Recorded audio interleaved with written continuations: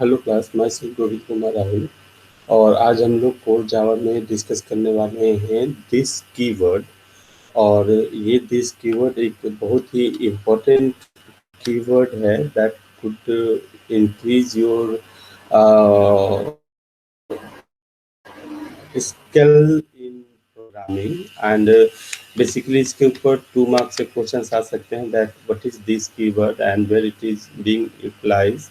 And कोई program आपको 7 number में दे देगा जिसको कि दिस कीवर्ड के साथ यूज करना होगा आपको और डेमोन्स्ट्रेट करना होगा। और ऑब्जेक्टिव में 1 नंबर का क्वेश्चन दे देगा, दिस कीवर्ड का कोई प्रोग्राम रहेगा और उससे आपको पूछेगा कि इसका आउटपुट क्या होने वाला है।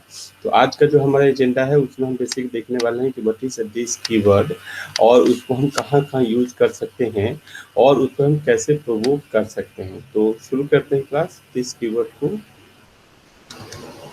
ओके, जैसा कि मैं आपको बता रहा हूँ कि दिस इज अ कीवर्ड जो कि किसी इंस्टेंस वेरिएबल्स को यूटिलाइज करने के लिए या किसी फंक्शन में आर्गुमेंट पास करने के लिए या उस क्लास के ऑब्जेक्ट को रेफर करने के लिए हम क्या कर सकते हैं, यूज कर सकते हैं।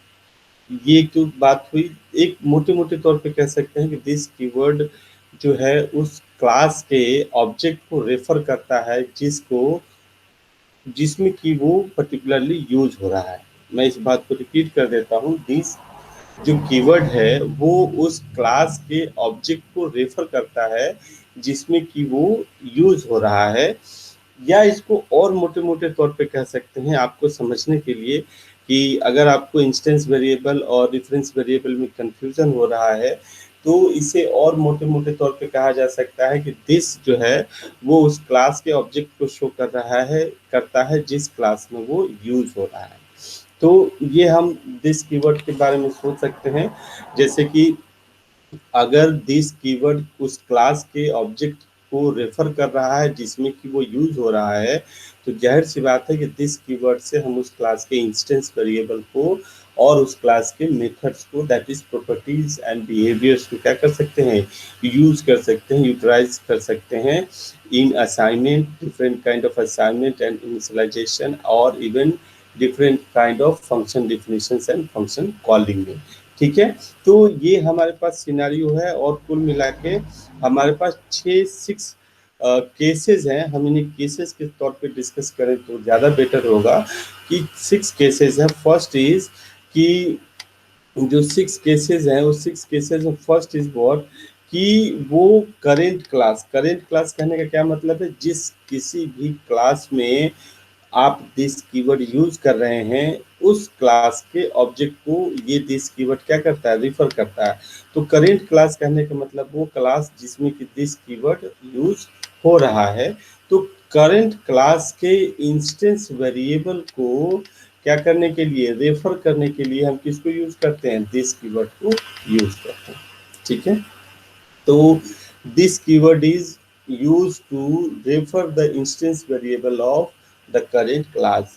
मैं 6 केसेस क्लास आपको एक एक करके बताऊंगा, बट ये 6 केसेस मैं आपको बताऊंगा, यहाँ कुछ समझ में नहीं आएगा तो हम एक एक करके केस उठाते हैं। 6 केसेस में से एक एक करके केस उठाते हैं और उन पे हम एक प्रोग्राम करके छोटा सा देखते हैं कि ये आखिर काम कैसे कर रहा है।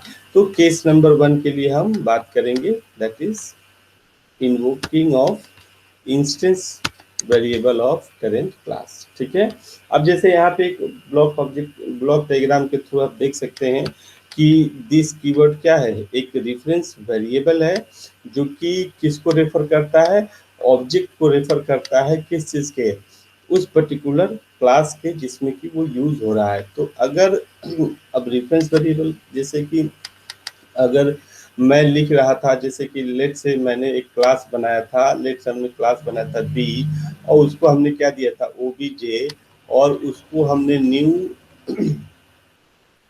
न्यू और बी करके इस तरीके से हम क्या कर रहे थे, ऑब्जेक्ट ही तो बना रहे थे। तो ये ऑब्जेक्ट क्या है, ये पर्टिकुलरली एक ऑब्जेक्ट तो है ही, लेकिन एक रेफरेंस वेरिएबल भी है जिसके लिए कि क्या है, ऑब्जेक्ट हम बना रहे हैं। जैसे कि आप इंट एक्स लिखते हैं तो एक्स क्या है, एक वेरिएबल है।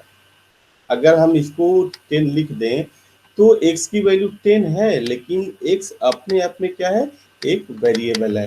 ठीक उसी तरीके से ये ओबीजे ऑब्जेक्ट तो है, लेकिन ओबीजे पर्टिकुलरली लिटरली क्या है, एक रेफरेंस वेरिएबल है। ठीक उसी तरीके से दिस क्या है, एक रेफरेंस वेरिएबल है जो कि उस क्लास के ऑब्जेक्ट को क्या करता है, रेफर करता है। अब ऑब्जेक्ट के पास क्या है, ऑब्जेक्ट के पास अपना क्या है, स्टेट है और बिहेवियर है।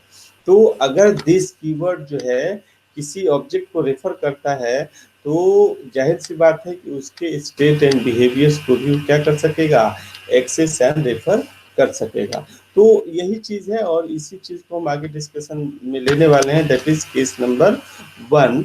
और केस नंबर 1 में हम क्या करेंगे, this keyword can be use to refer, ध्यान दीजिए, to refer the current class instance variable. ठीक है, अब ये इंस्टेंस वेरिएबल को रेफर करने की जरूरत हमें आ ही क्यों गई, हमें जरूरत पड़ी ही क्यों। तो देखिए कई बार क्या होता है, सिचुएशन हमारी एम्बिग्यूटी की हो जाती है।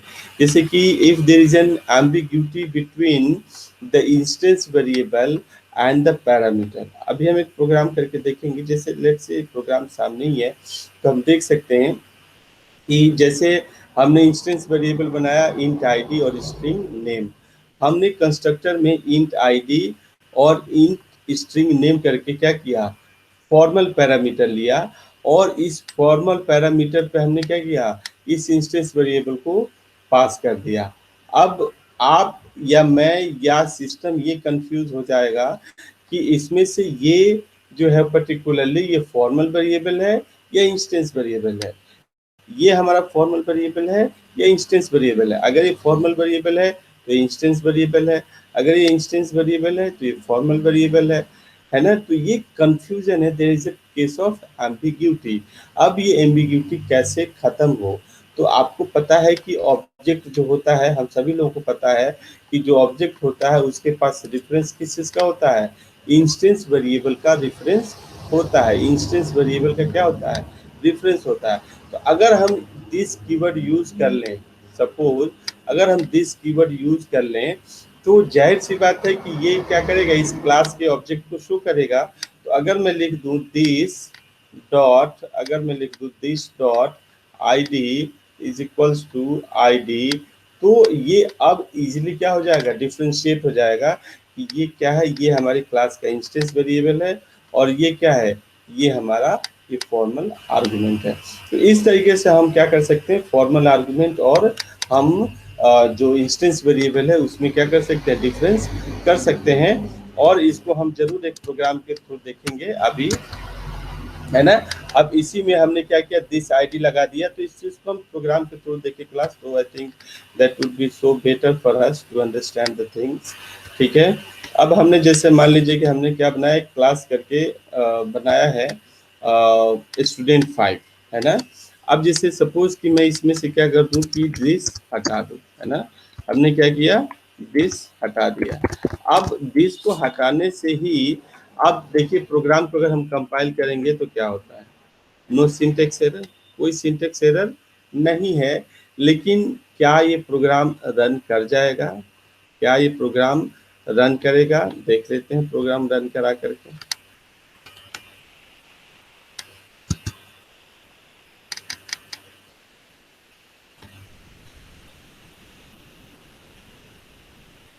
क्या आया देखिए, क्या आया, जीरो और नल। ये हमें आना तो नहीं चाहिए। क्यों क्यों नहीं आना चाहिए, क्योंकि हमने क्या पास किया, 111, और पास किया हमने क्या चीज, करंट। हमने पास किया 111 और हमने पास किया करंट। तो जब हम ये वैल्यूज इसमें पास कर रहे हैं, तो जाहिर सी बात है कि ये वैल्यू क्या है, इसमें पास होनी चाहिए। लेकिन ये इसमें यहाँ पे 111 और यहाँ पे क्या होना चाहिए, करण होना चाहिए, करण यहाँ पे होना चाहिए। लेकिन अब चूंकि करण यहाँ पे होना चाहिए, आईडी होना चाहिए, हम आईडी और नेम को प्रिंट कर रहे हैं, तो कायदे से हमें क्या प्रिंट करना चाहिए, 111, और क्या प्रिंट करना चाहिए, करण हमें प्रिंट करना चाहिए। बट किया नहीं इसने प्रिंट, क्यों, क्योंकि there is an confusion, there is a contradiction, there is an ambiguity between these formal parameters and these instance variables, कि इसमें से अब ये सिस्टम पहचान नहीं पा रहा है कि ये कौन है और ये कौन है। तो इसलिए इसने क्या किया कि इसने इंट आईडी, ये जो इंट आईडी है, ये जो इंट आईडी है, इस इंट आईडी को इसने लिया एज एन इंस्टेंट, और इसने क्या किया कि इसी को अब ये भी मान लिया। हम मान सकते हैं क्योंकि देखिए इसमें डिफरेंशिएशन नहीं है, तो इसने क्या किया कि ये आईडी वैल्यू और ये आईडी वैल्यू दोनों क्या उठा लिया, यहीं से उठा लिया। ये नेम और ये नेम इसने क्या कर लिया, यहीं से उठा लिया। अब चूंकि आपने यहाँ पास तो किया, लेकिन ये पास जो हुआ वो सप्लाई नहीं हुआ। यहाँ पे सप्लाई, यहाँ पे 111 सप्लाई नहीं हुआ, क्योंकि इसने आईडी और आईडी दोनों क्या मान लिया, इंस्टेंस वेरिएबल मान लिया। तो जब ये इंस्टेंस वेरिएबल इसने मान लिया, तो अब प्रॉब्लम क्या होगी कि ये प्रिंट करेगा यही इंस्टेंस वेरिएबल, है ना।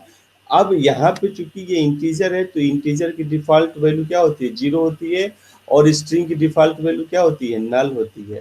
तो चूंकि आपने यहाँ पे कोई असाइनमेंट किया नहीं है, इसलिए इसने क्या किया, इसका डिफॉल्ट वैल्यू 0 और इसने इसका डिफॉल्ट वैल्यू नल लेकर के क्या किया, प्रिंट कर दिया। तो आप S1 के लिए भी 0 नल और S2 के लिए भी 0 नल, ये क्या कर देगा, प्रिंट कर देगा।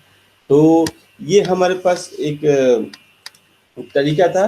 अब इसमें एक छोटा सा क्या कर देते हैं, एक मॉडिफिकेशन कर देते हैं। लेट्स से कि हमने क्या कर दिया, इसमें हमने डाल दिया this dot ID and now this dot name. ठीक है क्लास। अब देखें इसमें हमने जैसे दिस डॉट आईडी और दिस डॉट नेम किया। अब हम इसको कंपाइल कर लेते हैं। अगर हम कंपाइल करेंगे तो देयर इज नो एरर। अब हम इसे एग्जीक्यूट करके भी देख लेते हैं। अगर हम इसे एग्जीक्यूट करेंगे तो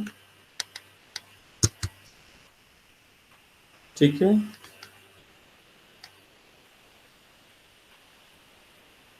ओके वेल। अब आप देखिए जैसे ही हमने क्या किया, इसे दिस डॉट आईडी या दिस डॉट नेम किया, इसने ऑटोमेटिकली क्या ले लिया, ये 111 और ये करण क्या हुआ, यहाँ पे सप्लाई तो हुआ, यहाँ पे सप्लाई हुआ, और ये सप्लाई होने के साथ साथ क्या हुआ, दिस डॉट आईडी, ध्यान दीजिए this dot ID is what, ये इसका इंस्टेंस वेरिएबल, ठीक है। और दिस डॉट नेम क्या है, ये इसका इंस्टेंस वेरिएबल। अब ये इजीली समझ में आ गया कि ये इंस्टेंस वेरिएबल है, और ये जो पास हो रहा है आईडी और नेम, ये क्या पास हो रहा है हमारा, ये पास हो रहा है हमारा जो है फॉर्मल पैरामीटर। तो इसने क्या किया, जो फॉर्मल पैरामीटर पे जो एक्चुअल वैल्यू 111 और करंट था, ये इसने क्या किया, इसको सप्लाई किया, और यहाँ से क्या हुआ, ये 111 और यहाँ से ये करंट जो है वो क्या हुआ, यहाँ पे आकर के सप्लाई हो गया 111 और करंट। और अब आप इसे प्रिंट करेंगे तो 111 और करंट, और उसी तरीके से 321 और आर्यन क्या कर देगा, ये प्रिंट कर देगा। तो इस तरीके से आप देख रहे हैं क्लास कि दिस जो कीवर्ड है वो बेसिकली किस लिए यूज हो रहा है, क्लास के इंस्टेंस वेरिएबल को इन्वोक करने के लिए यूज हो रहा है। हम इस डिस्कशंस को आगे बढ़ाते हैं और ले आते हैं किस पे, हम दिस को कंस्ट्रक्टर के तौर पे क्या है यूज करने के लिए। दूसरा केस है this can be use to invoke current class constructor.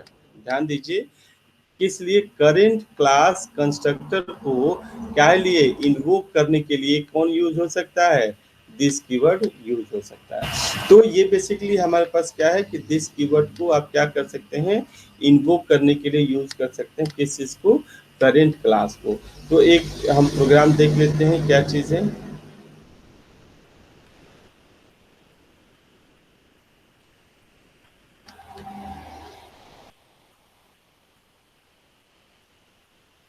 Okay well class, हमने क्या बनाया, स्टूडेंट कर 9 करके क्लास बनाया, जिसमें कि हमारे पास एक इंस्टेंस वेरिएबल इंट आईडी, एक इंस्टेंस वेरिएबल दूसरा स्ट्रिंग नेम है। हमने एक डिफॉल्ट कंस्ट्रक्टर बनाया जिसमें कि क्या है, student dot out dot println default constructor is invoked. इस तरीके से हमने एक मैसेज डाल दिया।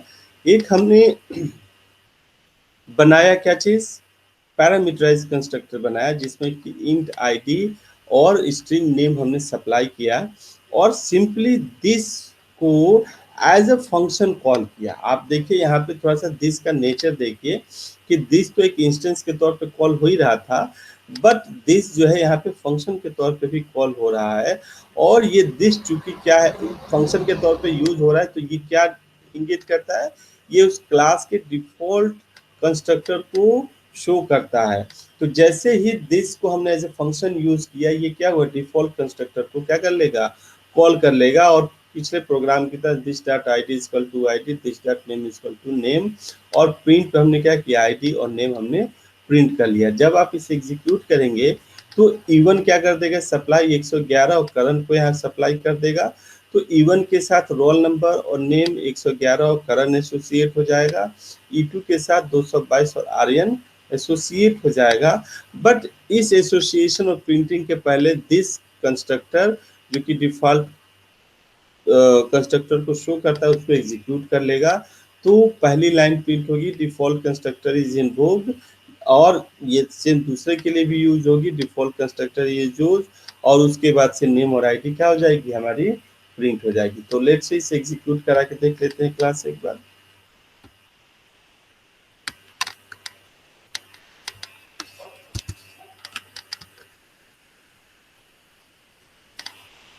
वेल, अब देखिए क्लास कि ये चीज क्या है कि आपने क्या किया, क्या आउटपुट आया इसका, आप आउटपुट देख सकते हैं।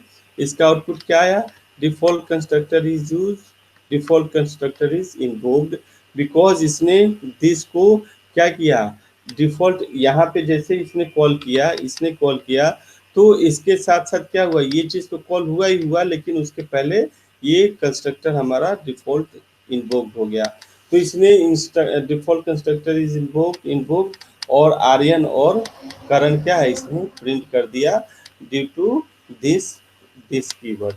तो आप ये देख रहे हैं कि ये इसका एक सेकेंड सिनेरियो था। अगर हम थर्ड सिनेरियो की बात करें, तो थर्ड सिनेरियो में क्या है कि आपके पास क्या है, जैसे कि आप यहाँ पे देख रहे हैं कि ये क्या हो सकता है कि this keyword can be use to invoked the current class method implicitly, means what, कि किसी क्लास के किसी मेथड को आप यूज करना चाहते हैं, तो आप मतलब उसे एक्सेस करना चाहते हैं, तो आप उसे क्या कर सकते हैं, दिस कीवर्ड को यूज कर सकते हैं। तो दिस कीवर्ड के लिए आप यहाँ पे देख सकते हैं,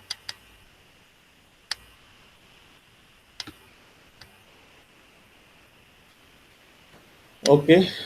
आप केस थर्ड हम देख सकते हैं। केस थर्ड में हमने क्या बताया कि वो क्या कर सकता है, किसी मेथड को हम दिस के हेल्प से क्या कर सकते हैं, कॉल कर सकते हैं। तो जैसे देखिए क्लास, हमने एक क्लास बनाया बी, ठीक है, और उसमें ए जो है एक ओबीजे है ना, ओबीजे एक वेरिएबल है जो कि किस टाइप का है, ए टाइप का है, और ए क्या है यहाँ पे, एक क्लास है। तो आप देख सकते हैं कि जो ओबीजे है एक वेरिएबल है जो किस टाइप का है, क्लास ए टाइप का है। ये वही क्या कहते हैं हम इस चीज को, जैसे कि आप कहते थे ना कि क्लास जो है एक न्यू डेटा टाइप को डिफाइन करती है, तो ये वही एग्जाम्पल है। ये ओबीजे एक वेरिएबल है जो किस टाइप का है, क्लास ए टाइप का है। हमने इस बी क्लास का एक कंस्ट्रक्टर बनाया जिसमें कि इस ओबीजी को हमने क्या कर दिया, पास कर दिया, ठीक है। और दिस डॉट ओबीजी का मतलब क्या हुआ कि ये पर्टिकुलर ओबीजी इक्वल टू हमने क्या कर दिया, ये ओबीजी जो कि आप यहाँ से एक्सटर्नली सप्लाई करेंगे। तो ये हमारा सप्लीमेंट है वही केस वन की तरह, और ये हमारा इंस्टेंस वेरिएबल है। प्रिंट एलन में हमने क्या किया, ओबीजे डॉट डेटा हमने प्रिंट कर दिया। हमारा मेन ऑब्जेक्टिव क्या था कि डेटा की वैल्यू 10 प्रिंट करना। अब ठीक है, क्लास ए में आते हैं। क्लास ए में हमने एक कंस्ट्रक्टर बनाया और उसमें बी क्लास का, ये जो क्लास आप देख रहे हैं बी, उसका एक ऑब्जेक्ट बनाया बी, और न्यू बी में हमने क्या किया, दिस कीवर्ड को यूज कर लिया। अब ध्यान दीजिए, ये दिस वर्ड कहाँ यूज हो रहा है, ये दिस कीवर्ड यूज हो रहा है किसमें, इस पर्टिकुलर क्लास ए में। अब ये क्लास ए में यूज हो रहा है, तो ये क्या करेगा, क्लास ए के ऑब्जेक्ट को शो करेगा। तो यहाँ से ये एक क्लास के तौर पे क्या होगा कि इसमें क्या होगा, सप्लाई कर दिया जाएगा। अब चूंकि आप ये देख रहे हैं कि एक वेरिएबल है जो कि ए टाइप का है, तो ये भी क्या है, दिस जो है वो किस टाइप का है, क्लास ए टाइप का है। तो इसमें क्या हुआ कि ये ओबीजे के पास क्या है, इस क्लास ए का ऑब्जेक्ट का रेफरेंस पहुंच गया है। अब इसमें क्या किया आपने, दिस डॉट ओबीजे, मतलब ये जो ओबीजे है उस पे आपने क्लास ए का ऑब्जेक्ट का रेफरेंस डाल दिया है। अब चूंकि क्लास ए के ऑब्जेक्ट को रेफरेंस आपने इस ओबीजी में डाल दिया है, तो जैसे ही आप ओबीजी डॉट डेटा करेंगे, चूंकि क्लास ए का रेफरेंस ये ओबीजी है और इसका रेफरेंस आपने इसके रेफरेंस ऑब्जेक्ट में डाल दिया है, तो ये अब क्या करेगा कि इसके डेटा मेंबर को यूज कर सकेगा। तो object dot OBJ dot data जैसे ही हम करेंगे, मतलब कि यहाँ से कंट्रोल यहाँ आएगा और ये चूंकि असाइंड है किसको, इसको, तो इसके हेल्प से हम क्या करेंगे कि ये डेटा हम 10 प्रिंट कर पाएंगे। तो ये चीज़ है, हम इस चीज़ को एग्जीक्यूट कर सकते हैं।